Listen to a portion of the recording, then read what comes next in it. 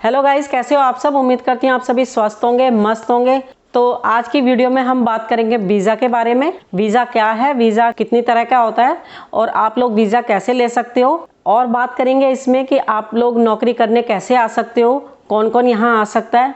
तो चलिए वीडियो की शुरुआत करते हैं और सबसे पहले बात करते हैं वीज़ा क्या है।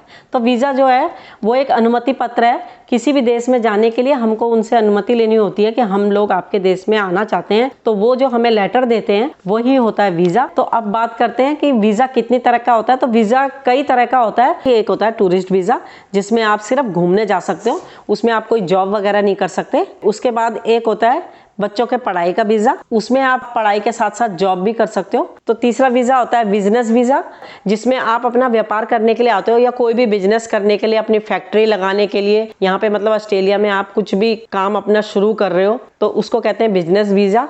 बात करेंगे चौथे वीज़ा की। तो जो चौथा वीज़ा है वो है ऑन अराइवल वीज़ा, जो कि आपको उस कंट्री में जाके ही मिल जाता है। जैसे हम इंडिया में रहते हैं तो हम लोग अगर नेपाल में गए हैं घूमने के लिए, तो हम नेपाल में पहुंचने के बाद वहां से वो वीज़ा ले सकते हैं। लेकिन ऐसा हर कंट्री में नहीं होता। ऑस्ट्रेलिया का आप लोग ऐसे नहीं ले सकते। ऑस्ट्रेलिया का वीज़ा लेने के लिए आपको पहले से अप्लाई करना पड़ेगा, फिर जब आपको वीज़ा मिलेगा तभी आप ऑस्ट्रेलिया में आ सकते हो। तो पांचवें वीज़ा की बात करते हैं। तो पांचवा वीज़ा है मेडिकल वीज़ा। मेडिकल वीज़ा वो होता है कि कोई अपना इलाज बाहर करवाना चाहता है तो उसे मेडिकल वीज़ा लेना होगा। तो मेडिकल वीज़ा हर कोई नहीं ले सकता। जिसके पास मोटा पैसा हो, जिसके पास बहुत पैसा हो, वही बाहर आके इलाज करवाता है। तो बात करेंगे छठे वीज़ा की। तो जो छठा वीज़ा है वो है ट्रांजिट वीज़ा। उसमें क्या होता है कि आप लोग एक देश से किसी तीसरे देश में जा रहे हो। मतलब कि हम जैसे इंडिया में हैं और इंडिया से हम ऑस्ट्रेलिया आ रहे हैं, लेकिन हम सिंगापुर होते हुए आ रहे हैं और सिंगापुर में हम 3-4 दिनों के लिए रुके हैं, उसको कहते हैं ट्रांजिट वीज़ा। तो एक वीज़ा होता है एग्रीमेंट वीज़ा। तो उस वीज़ा में क्या होता है कि आप किसी भी देश से एग्रीमेंट करते हो। मतलब जैसे कि आप ऑस्ट्रेलिया आना चाहते हो तो आप ऑस्ट्रेलिया से एग्रीमेंट करोगे, भाई मैं 2 साल के लिए या 4 साल के लिए आना चाहता हूँ, तो उसको कहते हैं एग्रीमेंट वीज़ा। तो चलिए बात करते हैं हम आप लोग वीज़ा कैसे अप्लाई करें। तो वीज़ा 2 तरीके से अप्लाई होता है। एक होता है ऑनलाइन वीज़ा, एक होता है ऑफलाइन वीज़ा। तो बात करते हैं सबसे पहले ऑफलाइन वीज़ा की। तो इंडिया में 12 जगह जो ऑस्ट्रेलियन एम्बेसी के ऑफिस है वो खुले हुए हैं। ऑस्ट्रेलियन एम्बेसी तो एक ही होती है, लेकिन जो उसके ऑफिस है वो 12 जगह खुले हुए हैं। तो आप कहीं पे भी जाके अप्लाई कर सकते हो। तो जो दिल्ली में है वो है शिवाजी स्टेडियम के पास जो मेट्रो स्टेशन है वहाँ पे। तो आप लोग दिल्ली में रहते हो तो आप लोग वहाँ से जाके अप्लाई कर सकते हो, और वहाँ के जो एजेंट होते हैं वो आपकी मदद करेंगे आपकी फ़ाइल बनाने में। तो आप लोग उन्हीं के पास जाए, किसी और के चक्करों में ना पड़े। इससे आपका समय भी बर्बाद होगा, आपका पैसा भी बर्बाद होगा। तो वहाँ पे आप जाके एक फार्म मिलता है, वो फार्म ले सकते हो और वो फार्म को आपको भरना होता है और उसमें बिल्कुल सही जानकारी भरनी होती है। तो चलिए अब बात करते हैं यहाँ आने के लिए आपको किन किन कागजों की ज़रूरत पड़ेगी, मतलब कौन कौन से आपके पेपर लगेंगे। तो सबसे पहले बात करते हैं फ़ोटो की। तो जो आपकी फ़ोटो है वो आपकी वैसे तो 2 ही लगती है, लेकिन आप लगभग अपने पास 4 फ़ोटो लेकर रखना। और जो वो फ़ोटो है वो होनी चाहिए पासपोर्ट साइज़ फ़ोटो। और फ़ोटो में आपका जो फेस है वो कम से कम 70% आना चाहिए, और जो ये पीछे का बैकग्राउंड है वो वाइट होना चाहिए। अब बात करते हैं दूसरे डॉक्यूमेंट की। तो दूसरा जो है वो लगेगा आपका पासपोर्ट। अगर आपके पास पुराना पासपोर्ट है तो वो भी लगेगा। अब बात करते हैं तीसरे डॉक्यूमेंट की। तो तीसरा जो लगेगा आपका वो है आधार कार्ड। उसके बाद आपका कैरेक्टर सर्टिफिकेट। अब बात करते हैं अगले पेपर की। तो वो होना चाहिए आपका बैंक स्टेटमेंट। जो बैंक स्टेटमेंट है वो होना चाहिए कम से कम 6 महीने पुराना, और 6 महीने पहले आपके पास कितना पैसा था उसके आधार पे ही आपको ऑस्ट्रेलिया में वीज़ा मिलता है। मतलब आपके पास पैसा ज़्यादा होना चाहिए तो ही आपका ऑस्ट्रेलिया में वीज़ा मिलता है। और एक आपको अपने किसी भी अच्छे हॉस्पिटल में आपको अपना मेडिकल कराना पड़ेगा कि आपको कोई बीमारी नहीं है, तो एक उसकी कॉपी होगी। ऑनलाइन वीज़ा में क्या होता है कि जो ऑस्ट्रेलियन एम्बेसी है उसकी वेबसाइट खोलनी है, तो उसमें अप्लाई करते हो तो उसमें भी आपको वही फॉर्म निकलेगा उसमें। तो उसमें आप अपनी सही डिटेल भरते हो, तो उसी में एक हेल्थ और एक कैरेक्टर सर्टिफिकेट, आपको उन दोनों को भी स्कैन करके, और जो ऑस्ट्रेलियन एम्बेसी का जो फार्म होगा जो आपने भरा होगा वो तीनों स्कैन करके भेजना पड़ेगा ऑनलाइन जो अप्लाई करते हैं हम उसमें। और उसके बाद वहीं से ही आपको एक रसीद मिलेगी। तो वो रसीद आपको अपने पास रखनी पड़ेगी। जिस फ़ोन से आपने किया होता है उसमें ईमेल आता है कि भाई आपका वीज़ा लग चुका है या नहीं लगा है।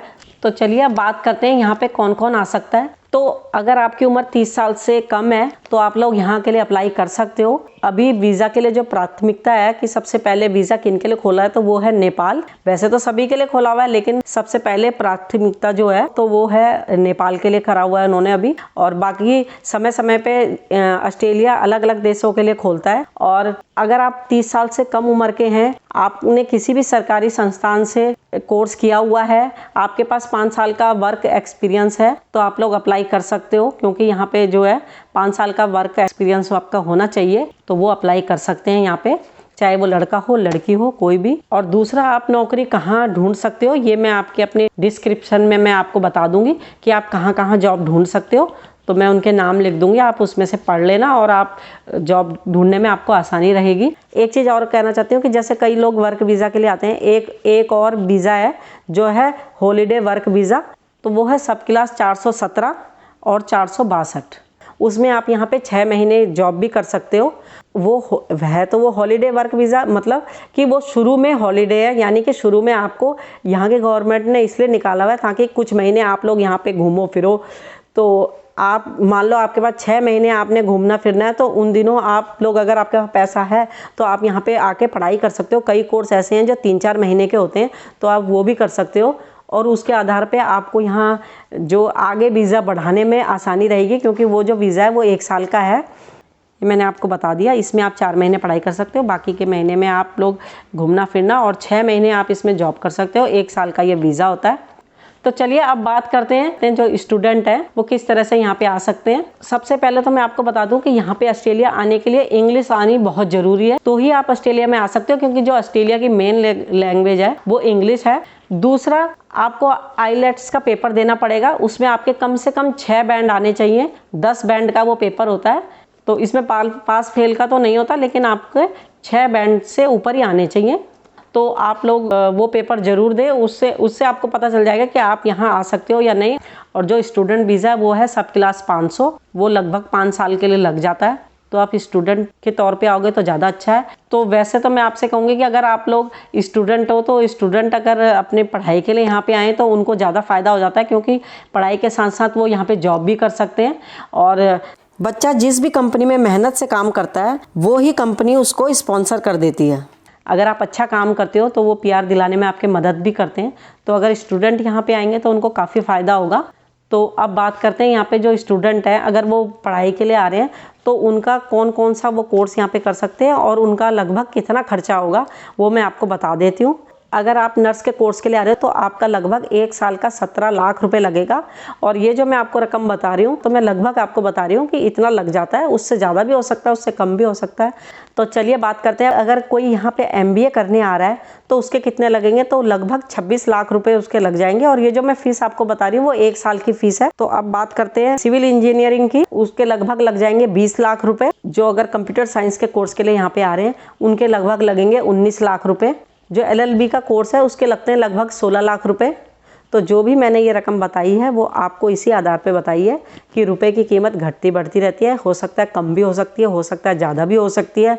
और हर यूनिवर्सिटी का अलग अलग रेट होता है, इसलिए ये कोई ज़रूरी नहीं है कि आपका एक यूनिवर्सिटी में, यहाँ पे मैंने इतना बताया तो यही रेट होगा।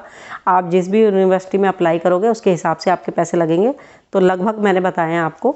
तो दोस्तों अब कुछ ज़रूरी बातें, तो मैं सभी बच्चों से ये कहना चाहती हूँ कि अगर आप लोग यहाँ आने वाले हो पढ़ाई करने के लिए, स्टूडेंट वीज़ा पे आ रहे हो, तो अपनी जो यूनिवर्सिटी की फ़ीस है वो लगभग 1 साल की भर के आना।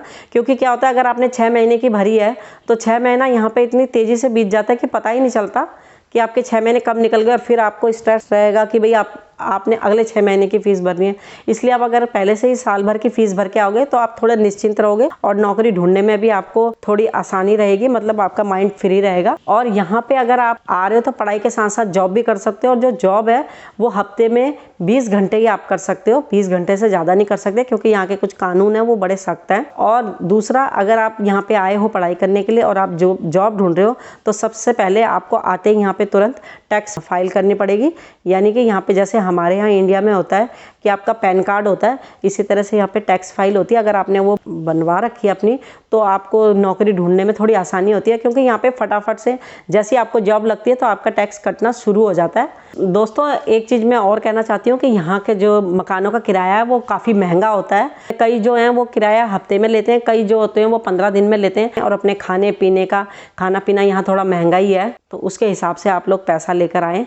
और गाइज़ अपने साथ यहाँ गर्म कपड़े लेकर आएँ, क्योंकि यहाँ ज़्यादातर मौसम ठंडा ही रहता है। अगर आप लोग आने वाले हैं तो सर्दियों के कपड़े अपने साथ ज़्यादा रखें।